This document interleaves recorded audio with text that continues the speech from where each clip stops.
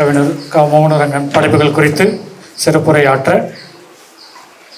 எழுத்தாளர் முனவர் கான் அவர்களை அழைக்கிறேன். சேலத்தை சார்ந்தவர். காப்பி ஆறுவதற்கு முன் என்ற கட்டுரை தொகுப்பு வெளிவந்துள்ளது. அவரை சிறப்புரையாற்ற அழைக்கிறேன்.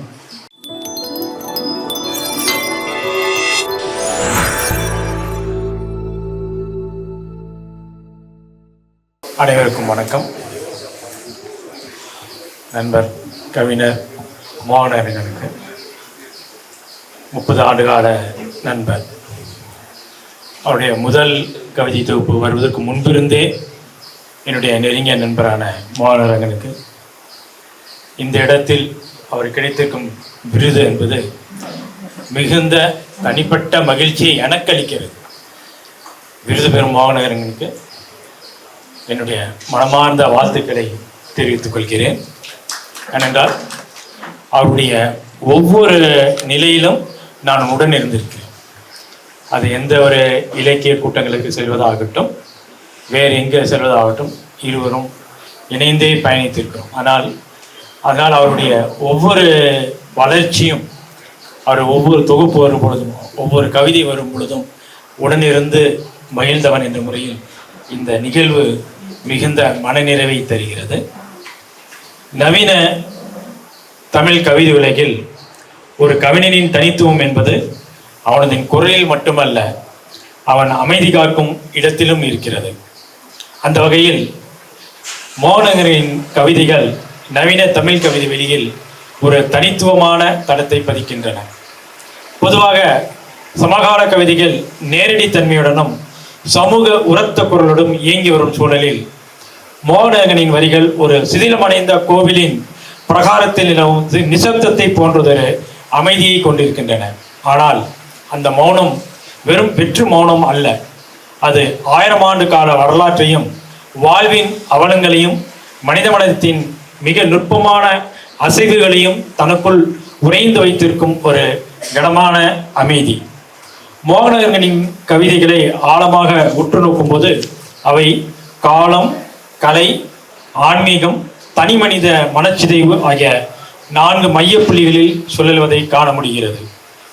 அவர் பழமைக்கும் நவீனத்திற்கும் இடையிலான ஒரு மெல்லிய நூலிலையில் நின்று கொண்டு படிமங்களின் வழியாக வாழ்வின் தரிசனங்களை துல்லியமாக படம் பிடிக்கிறார். குறிப்பாக அவரது கவிதைகளில் இடம்பெறும் செவ்வியல் சொற்கள் காலத்தால் மங்கி போனாலும் அவரது கவிதை வரிகளில் அமையும் பொழுது எண்ணெய் பூசப்பட்ட ஒரு கற்சிலையைப் போல் பளபளப்பும் ஒளியும் கொள்கின்றன. மோகனரங்கனின் கவிதை உலகத்தின் தொடக்க புள்ளியாக இருப்பது காலம். ஆனால் அவர் காலத்தை ஓடிக்கொண்டிருக்கும் நதியாக பார்க்கவில்லை, மாறாக சிலைகளுக்குள் உறைந்து கிடக்கும் ஒரு சக்தியாக பார்க்கிறார். அவரது கல் திறந்த கணம் கவிதை இதற்கு சிறந்த உதாரணம். பெயரிழந்த ஊர், அரவமற்ற பிரகாரம் என தொடங்கும் அக்கவிதை வாசகனை ஒரு பழைய கோவிலுக்குள் தனியாக அழைத்துச் செல்கிறது. அந்த சிதிலமடைந்த கோவிலில் ஒரு சிற்பி 100 ஆண்டுகளுக்கு முன்பு செதுக்கிய ஒளியின் சத்தம் இப்போதும் கேட்டுக்கொண்டிருப்பதாக கவிஞர் உணர்கிறார். 100 வருடங்கள் கடந்து காதில் விழுந்து ஒளியின் ஒளி என்ற வரி மனிதன் இறந்து போகலாம், ஆனால் அவன் உருவாக்கிய கலை அழியாது என்பதையும், காலம் என்பது ஒரு நேர்கோடு அல்ல, அது ஒரு புள்ளியில் உறைந்து கிடக்கும் வரலாறு என்பதையும் உணர்த்துகிறது. இந்த கவிதையில் சிற்பி அந்த கல்லை செதுக்கிய அந்த நிமிஷத்துக்கும் இன்று நாம் அந்த சிலையை பார்க்கும் இந்த நிமிடத்திற்கும் இடையில் இருக்கும் நூற்றுக்கணக்கான ஆண்டுகளை கவிஞர் ஒரு நொடிப்பொழுதாக மாற்றிவிடுகிறார். பாறைக்குள் தூங்கிக் கொண்டிருக்கும் ஒரு உயிர் சிற்பமாக வெளியே வரும்போது அந்த பிரக்னை அடையும் வழி யுகங்கள் கடந்து விழித்த என் பிரக்னை என்ற வரிகளில் வெளிப்படுகிறது. இது வெறும் கல் பற்றிய கவிதை அல்ல, வரலாற்றை நாம் கண்முன்னே பேச வைக்கும் ஒரு கலை அனுபவம். காதலை பாடும்போது மோகனரங்கன் வழக்கமான உணர்ச்சிகரமான மொழியை தவிர்த்து ஒரு விதமான மறைதல் அல்லது அபத்தம் சார்ந்த மொழியை பயன்படுத்துகிறார். அவரது யவனராணி மற்றும் தொற்று கவிதைகள் இதனை மிக அழகாக சித்தரிக்கின்றன. யவனராணி கவிதையில் கலைந்த பின் தேடி ஏமாறுகிறேன் என்ற வரி கை நழுவி போன ஒரு உன்னதமான கணத்தின் மீதான இயக்கம்.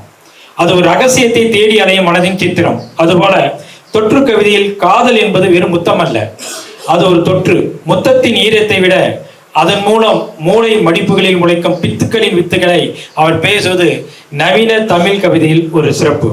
காதல் என்பது ஒரு மனப்பிரல்வாக உருமாறும் கணத்தை ஒரு நிகழ்வு முடிந்த பின் எஞ்சியிருக்கும் பால் வெளியை அவர் கவிதையாக மாற்றுகிறார்.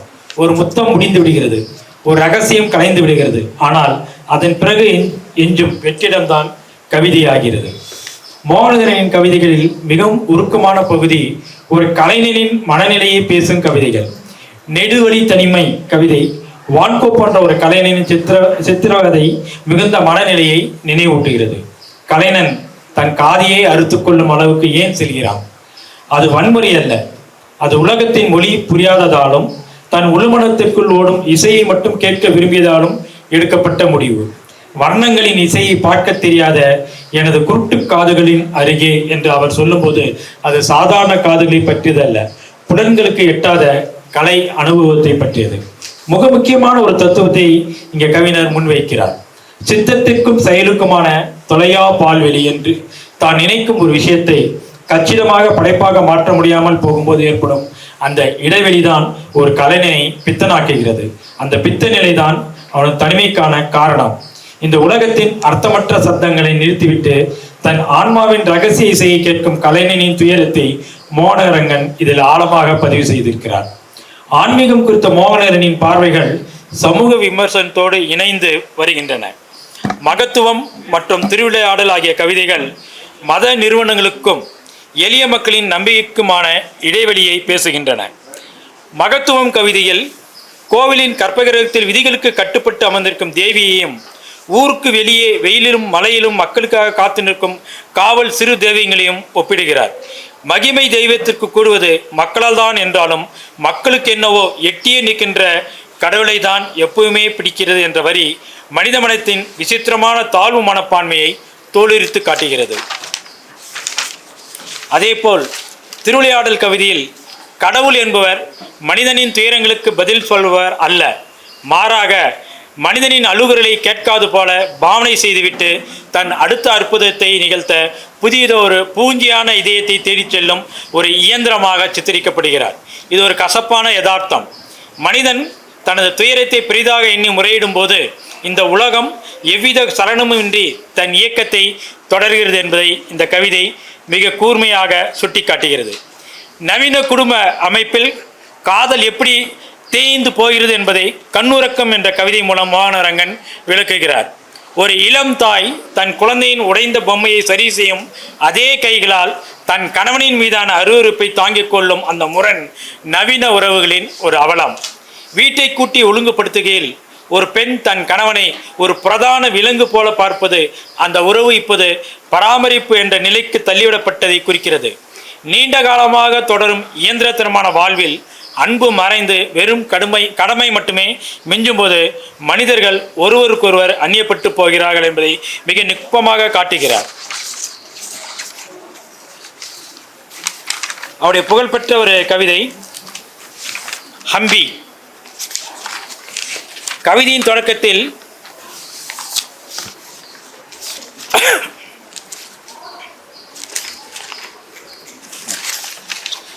ஹம்பி கவிதை அள்ளி எடுத்து வைக்க மறந்து போன சோழிகள் என இறைந்து கிடக்கும் குன்றுகளின் நடுவே என துவங்கும் கவிதை. மணற்பரப்பில் மோகனரங்கன் என்ற ஹம்பி என்ற அற்புதமான நகரத்தை பார்க்கும் விதம் மிக விசித்திரமானது. ஹம்பியின் குன்றுகளை பார்த்ததும் அவருக்கு என்ன தோன்றுகிறது தெரியுமா? யாரோ விளையாடி வைத்து முடித்து விட்டு போன, அப்படியே களைத்து விட்டு போன சோழிக்கற்களை போல் அந்த பாறைகள் சிதறி கிடக்கின்றனவாம். ஒரு காலத்தில் பெரும் அதிகாரமும் வீரமும் செழித்தோங்கிய ஒரு பேரரசு என்று ஆட்டம் முடிந்து ஒரு மைதானம் போல கிடக்கிறது என்பதை எளிமையாக சொல்லிவிட்டார். துங்கபத்ரா நதிக்கரையில் அமர்ந்து அவர் அந்த பழைய நகரத்தை பார்க்கும்போது அங்குள்ள சிற்பங்கள் எல்லாம் ஏதோ ஒரு கனவின் பாதிலேயே விழித்து கொண்டது போல திகைத்து நிற்கின்றன. அந்த கலைஞர்கள் அந்த சிற்பங்களை செதுக்கி முடித்தார்களா அல்லது காலம் பாதியிலேயே தடுத்து நிறுத்தியதா தெரியவில்லை. ஆனால் அந்த பாறைகள் வெறும் கற்களாக இல்லாமல் ஏதோ ஒரு வரலாற்றை சொல்ல துடிக்கும் சித்திரங்களாக நம் முன்னே விரிகின்றன. அவர் அங்கே ஒரு பழைய சதுர குளத்தை பார்க்கிறார். இன்று அதில் ஒரு துளி நீர் கூட இல்லை, வறண்டு போய் கிடக்கிறது. ஆனால் கவிஞரின் கண்ணுக்கு அது ஒரு இளவரசிக்காக கட்டப்பட்ட குளமாக தெரிகிறது.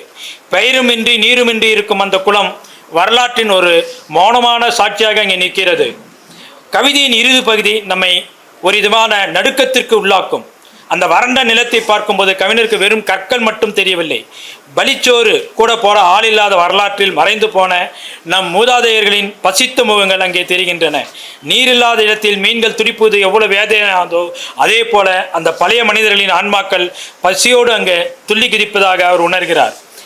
மோகனரங்கனின் கவிதை உலகத்தின் சாராம்சம் அவர் ஒரு நிகழ்வை சொல்வதில்லை என்பதில் இருக்கிறது. அந்த நிகழ்வு முடிந்த பிறகு எஞ்சியிருக்கும் ஒரு மௌனத்தை தான் அவர் கவிதையாக மாற்றுகிறார்.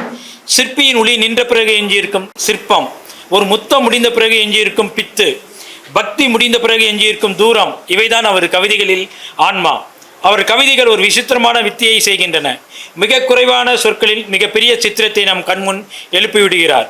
அவர் சொல்லின் நிழலில் நெடுவழித்தனிமை, மீகாமம், நினைவால் அணையும் முகம் போன்ற தொகுப்புகள் அனைத்தும் நவீன தமிழ் கவிதையின் மிக முக்கியமான ஆவணங்கள். காலத்தின் ஓட்டத்தில் நாம் கவனிக்க தவிர நிழல்களையும் ஒளிகளையும் தொகுத்து தந்திருக்கும் மோகனரங்கன் வாசகர்களை தன்னுள் பயணிக்க தூண்டுகிறார். அவரது கவிதைகளை படித்து முடித்த பிறகும் அந்த சிற்பின் ஒளியின் ஒளி நம் மனதிற்குள் கேட்டுக்கொண்டே இருக்கும். பழமைக்கும் நவீனத்திற்கும் இடையிலான அந்த மெல்லிய நூலில் பயணிக்கும் மோகனரங்கனின் கவிதைகள் வாழ்வின் அபத்தங்களையும் வரலாற்றின் மௌனத்தையும் கலையின் உன்னதத்தையும் ஒரே புள்ளியில் இணைத்து வாசகனின் மனதை ஒரு ஆழ்ந்த அமைதிக்கு இட்டுச் செல்கின்றன. இந்த அமைதிதான் நவீன கவிதையின் உண்மையான வெற்றி. வாய்ப்புக்கு நன்றி. சாப்பிடுங்க.